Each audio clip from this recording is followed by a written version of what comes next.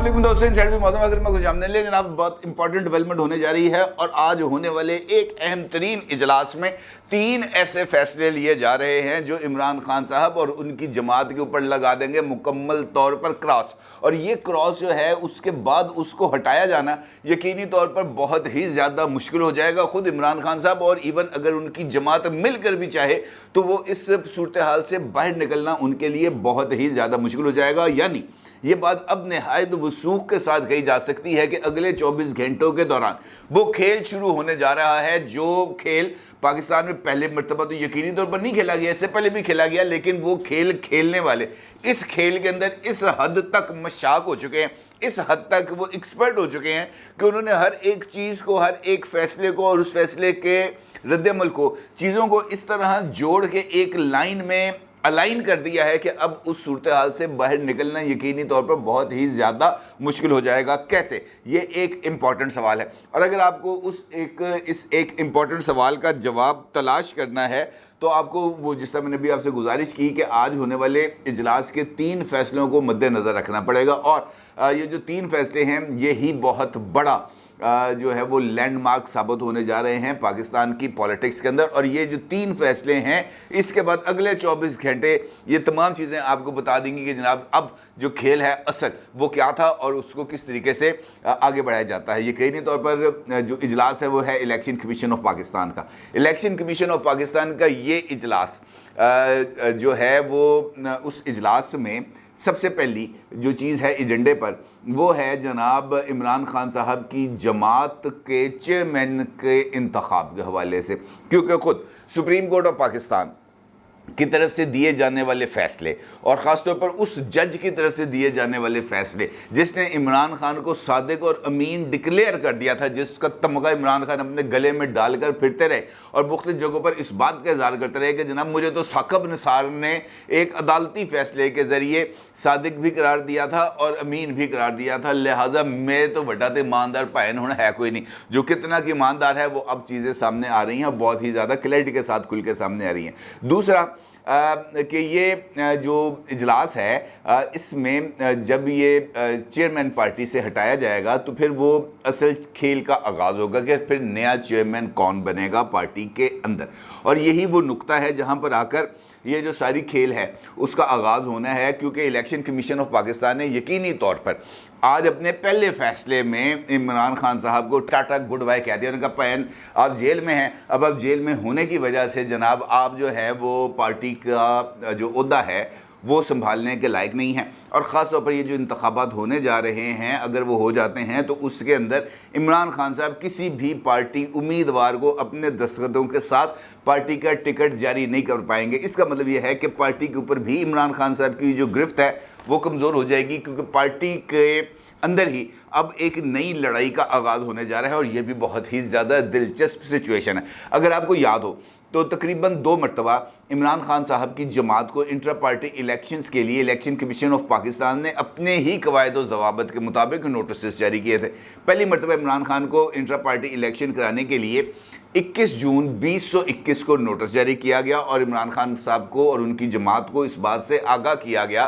कि जनाब जो मुकर्ररा वक्त है वो आ गया है, अपनी पार्टी के अंदर इंतखाबात कराएं और उन इंतखाबात के नताइज को इलेक्शन कमीशन ऑफ पाकिस्तान में जमा कराया जाए। जिस पर इमरान खान साहब की जमात की तरफ से इलेक्शन कमीशन को ये अंडरटेकिंग दी गई कि जनाब हम इसके ऊपर काम कर रहे हैं, हम अपने पार्टी का जो आइन है उसके अंदर तब्दीली की जा रही है और जैसे ही वो तब्दीली का अमल मुकम्मल होगा ये जो अमेंडेड कॉन्स्टिट्यूशन है ये इलेक्शन कमीशन ऑफ पाकिस्तान में जमा करा दिया जाएगा और फिर उसके तहत इंतखाबात होंगे। 1 साल गुजर गया जनाब, आ जाता है जून 2022। जून 2022 में इमरान खान को फिर एक नोटिस जारी किया जाता है और उसके जवाब में इमरान खान साहब और उनकी जमात एक इंतखाबी जो कॉन्स्टिट्यूशनल अमेंडमेंट की एक कमेटी है वो बना देते हैं और उसके साथ साथ एक इलेक्शन कमीशन का भी तकर्रुर कर दिया जाता है। और ये जो तकर्रुर है ये जो तीसरा नोटिस इमरान खान को आता है उसके बाद बनाया जाता है जब ये 9 मई वाला वाक़या हो जाता है और फिर बैरिस्टर गौहर साहब जो इमरान खान के वकील हैं उनको इस इलेक्शन कमेटी का चेयरमैन बनाया जाता है, यानी वो चीफ इलेक्शन कमिश्नर होते हैं। लेकिन इस दौरान عمران خان صاحب کی طرف سے ایک عہدہ پارٹی کے اندر کریٹ کیا جاتا ہے جس کا نام ہوتا ہے جناب پریزیڈنٹ پاکستان تحریک انصاف، اور اس عہدے پر جناب چودھری پرویز الہی صاحب کو نومینیٹ کر دیا جاتا ہے۔ انتخاب ابھی تک ان کا نہیں ہوتا، اور اس کے اوپر ایک ڈھیلا ڈھالا سا ایک ترمیم کا جو منظوری ہے وہ لے کر الیکشن کمیشن آف پاکستان میں جمع کرا دی جاتی ہے، لیکن ابھی تک صدر کے عہدے کی باضابطہ طور پر منظوری پاکستان تحریک انصاف کے جماعتی پلیٹ فارم سے نہیں ملتی۔ اب اسی دوران جو قطعی آخری نوٹس ہے، پہلے آخری نوٹس ہوتا ہے، پھر حتمی نوٹس ہوتا ہے، پھر قطعی حتمی نوٹس ہوتا ہے، یہ جاری کر دیا جاتا ہے، اور اس کے بعد عمران خان صاحب کی جماعت جو ہے وہ ٹوٹ پھوٹ کا شکار ہو جاتی ہے۔ ایک جانب جو جہانگیر ترین صاحب ہیں اور علیم خان صاحب ہیں، یہ استحکام پاکستان پارٹی بناتے ہیں اور عمران خان صاحب کی جماعت کے پیشتر جو قداور شخصیات ہیں ان کو توڑتے ہیں اور اپنی پارٹی کے اندر شامل کر لیتے ہیں۔ دوسری جانب ہوتے ہیں پرویز خٹک صاحب، جو پاکستان تحریک انصاف پارلیمنٹیرین کے نام سے ایک نیا پلیٹ فارم بنا لیتے ہیں، اور وہ خیبر پختونخوا سے جو الیکٹیبلز ہیں ان کو لے کے الگ ہو جاتے ہیں۔ اب اس کا مطلب یہ ہے کہ عمران خان کی جماعت عمران خان صاحب کے جیل جانے کے بعد اور الیکشن کمیشن کے اس فیصلے کے جناب عمران خان سزا یافتہ ہونے کی وجہ سے اب پارٹی کا منصب سنبھالنے کے اہل نہیں ہیں، وہ سیاست کے اندر اب حصہ نہیں لے سکتے، تو پارٹی ہو گیا وائڈ اوپن۔ جب پارٹی ہو گئی ہے اوپن اور وہاں پر کھل گیا ہے کھیل، تو اس کا مطلب یہ ہے کہ شاہ محمود قریشی صاحب، جن کو عمران خان صاحب کی طرف سے کوئی حتمی یا تحریری طور پر یہ ذمہ داری نہیں دی گئی کہ شاہ محمود قریشی صاحب عمران خان صاحب کی عدم موجودگی میں پارٹی کو لیڈ کریں گے۔ زبانی طور پر عمران خان صاحب نے یہ بات ضرور کی ہے کہ جناب شاہ محمود قریشی میرے بعد پارٹی کی کمان بھی سنبھالیں گے اور انتخابی مہم کی قیادت بھی کریں گے، لیکن اگر آپ کل ہونے والا کور کمیٹی کا اجلاس دیکھ لیں اور اس اجلاس میں ہونے والے فیصلوں کو دیکھ لیں تو آپ کو خود بہت ہی زیادہ حیرانی ہوگی کہ جناب شاہ محمود قریشی صاحب کس طریقے سے پارٹی کو لیڈ کر رہے ہیں، کیونکہ شاہ محمود قریشی صاحب کے ایٹ پر کر دیا گیا سیکرٹری جنرل جناب عمر ایوب خان صاحب کو۔ شاہ محمود قریشی صاحب اپنا ویڈیو بیان جاری کرتے ہیں کور کمیٹی کے اجلاس کے بعد، اور عمر ایوب اپنا ویڈیو بیان جاری کرتے ہیں جناب کور کمیٹی کے اجلاس کے بعد، اور اس کے بعد تیسرا امپورٹنٹ فیکٹر آ جاتا ہے رؤوف حسن صاحب، جو مرکزی سیکرٹری اطلاعات ہیں پاکستان تحریک انصاف کے، وہ اپنا جو ہے وہ لچ فرائی کرتے ہیں، وہ اپنا بیان جاری کر دیتے ہیں۔ تو اس کا مطلب یہ ہے کہ وہاں پر فیصلہ سازی اس لیول کی موجود نہیں ہے۔ اس کا مطلب یہ ہے کہ یہ جب انٹرا پارٹی الیکشنز ہونے ہیں اور اب ہونا بہت زیادہ ضروری ہے، تو وہاں پر جو امیدوار آئے گا، اگر آیا تو وہ یا تو اسٹیبلشمنٹ کا منظور نظر ہوگا یعنی شاہ محمود قریشی صاحب، یا وہ عمران خان صاحب کے خاندان سے تعلق رکھنے والی کوئی شخصیت ہوگی جیسے بشرا پیرنی ہے، وہ یہاں پر آ سکتی ہیں عمران خان کو ریپلیس کرنے کے لیے، اور اسد کیسر ٹائپ جیسے لیڈرز جو ہیں وہ شاہ محمود قریشی کے مقابلے میں محترمہ بشرا بی بی کو زیادہ فوقیت دیں گے عمران خان صاحب کو پارٹی کے اندر ریپلیس کرنے پر، کیونکہ بشرا بی بی سے سارے جو ہیں وہ خوف زدہ ہی ہیں، ان سے ڈرتے رہتے ہیں کہ جناب یہ جو سچویشن ہے یہ کسی حد تک بدل نہ جائے، لہٰذا جو گیم ہے یہاں پر وہ تھوڑی سی الجھ بھی جائے گی اور اس کے سلجھنے کے امکانات بھی پیدا ہو جائیں گے، کیونکہ الیکشن کمیشن آف پاکستان نے اپنے آج کے اجلاس میں عمران خان کی جماعت کو واضح طور پر اس بات کا حکم دے دیا ہے کہ جناب انٹرا پارٹی الیکشن کرائیں، ادروائز یہ جو شیڈول کے اعلان ہونے سے پہلے کرائیں، اور اگر انتخابات کے شیڈول کی اناؤنسمنٹ ہو جاتی ہے تو پھر آپ کی جماعت کو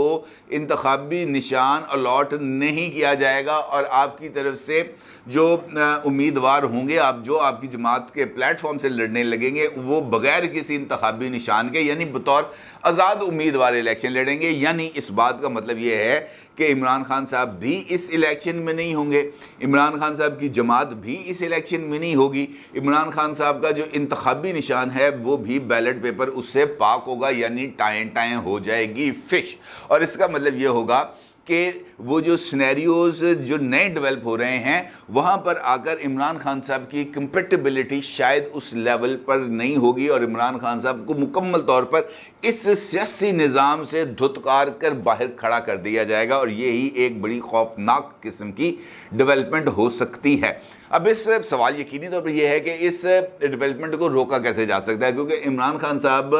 یا ان کی جو لیگل ٹیم ہے وہ ہر ایک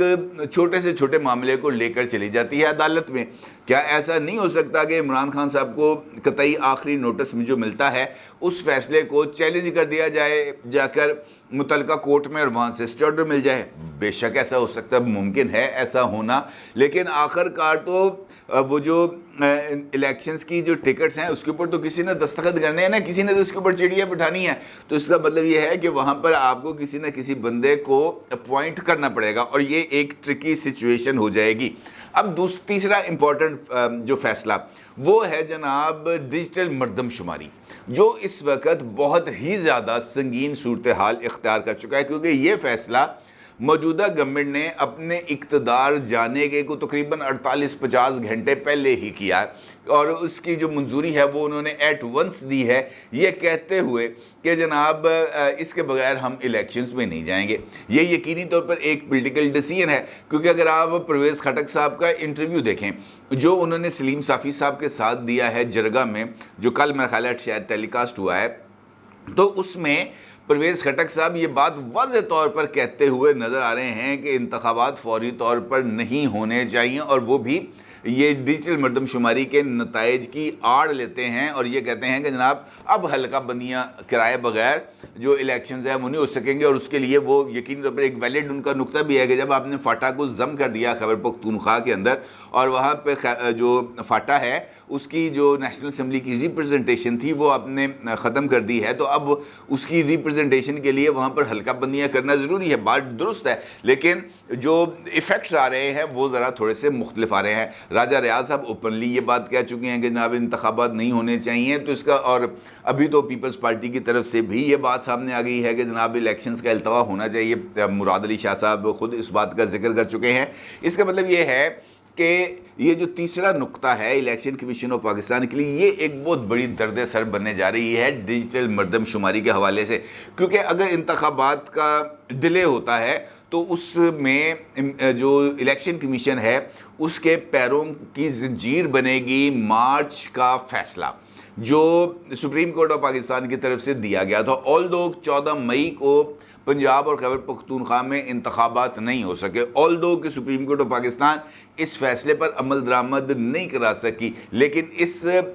آرڈر کا ایک ڈیٹیل ججمنٹ اب سے کچھ دن پہلے جاری ہو چکی ہے، جس میں الیکشن کمیشن کے اوپر ذمہ داری کو فکس کیا گیا ہے، اور یہ کہا گیا کہ جناب حالات جو مرضی ہوں، حکومت جو مرضی خواہش رکھتی ہو، جو آپ کا کام ہے وہ آپ کو کرنا پڑے گا۔ اب اس کا مطلب یہ ہے کہ اگر حکومت ختم ہوتی ہے اور 90 دن کے اندر انتخابات ہوتے ہیں، جس طریقے سے شہباز شریف صاحب نے کل کھڑیاں میں بھی جلسہ عام سے خطاب کرتے ہوئے اس بات کا ذکر کیا کہ میں 9 اگست کو اسمبلیاں توڑ دوں گا۔ اب اگر 9 اگست کو اسمبلی ٹوٹ جاتی ہے، ختم ہو جاتی ہے، تو اس کا مطلب یہ ہوگا کہ انتخابات 90 دن کے اندر ہوں گے۔ اب ان انتخابات کے لیے الیکشن کمیشن کے پاس 2 آپشنز ہیں، یا تو وہ جو ہے وہ انتخابات کے شیڈول سے معذرت کرتے ہوئے واپس چلی جائے سپریم کورٹ آف پاکستان اور جا کر ان کے سامنے یہ سچویشن رکھے کہ جناب یہ نئی حلقہ بندیاں کرانا اب ایک آئینی ضرورت بن چکی ہے، لہٰذا یہ حلقہ بندیوں کے بعد ہمیں شیڈول جاری کرنے کی اجازت دی جائے، یا election commission state away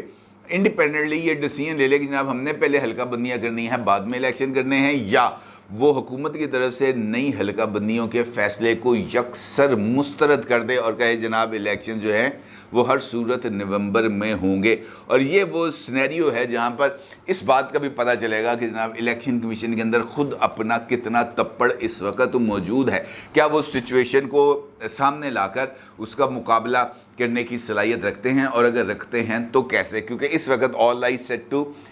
set on election commission of Pakistan, اور وہاں پر جو کھیل ہے وہ میرا خیال ہے حتمی مرحلے میں جا رہا ہے، اور اسی طریقے سے اگلے 48 گھنٹے کے دوران جب کیئر ٹیکر سیٹ اپ کے حوالے سے چیزیں سامنے آئیں گی، نام سامنے آئیں گے، تب یہ معاملہ اور کھل کے سامنے آئے گا، کیونکہ پیپلز پارٹی کا یہ موقف تھا کہ جناب پولیٹیکل شخصیات ہونی چاہیے کیئر ٹیکر پرائم منسٹر کے طور پر، لیکن کل رانا ثناء اللہ صاحب نے جن 2 شخصیات کے بارے میں ذکر کیا اور جس پر ان کا یہ کہنا تھا کہ جناب یہ جو 2 نام ہیں یہ شارٹ لسٹ کر لیے گئے ہیں، اس میں سے ایک ٹیکنوکریٹ ہے اور ایک سابق جج ہے، یعنی عبدالحفیظ شیخ صاحب، اور ان کے ساتھ ساتھ میرا خیال ہے کہ جسٹس مقبول باقر صاحب، اور دیکھنا یہ ہے کہ اب ان دونوں میں سے کون بنے گا جناب کیئر ٹیکر پرائم منسٹر، امکان تو مجھے اسی بات کا لگ رہا ہے کہ یہ قرۂ فعال عبدالحفیظ شیخ صاحب کے نام ہی نکلے گا، کیونکہ وہی یہ جو آئی ایم ایف وغیرہ دیگر معاملات ہیں ان کو لے کے آگے چل سکتے ہیں، اور وہ جو long term technocrat set up ہے اس میں جو عبدالحفیظ شیخ صاحب ہیں انہی کی گنجائش بنتی ہے۔ لیکن سچویشن ذرا تھوڑی سی جو ہے وہ کھلے گی اگلے 48 گھنٹے کے دوران۔ البتہ عمران خان صاحب، ان کی جماعت اور ان کا انتخابی نشان، تینوں اس انتخابات کے اندر ہمیں نظر نہیں آئیں گے۔ اپنی رائے کا ضرور اظہار کیجیے گا۔ آپ کا بہت شکریہ۔ اللہ حافظ۔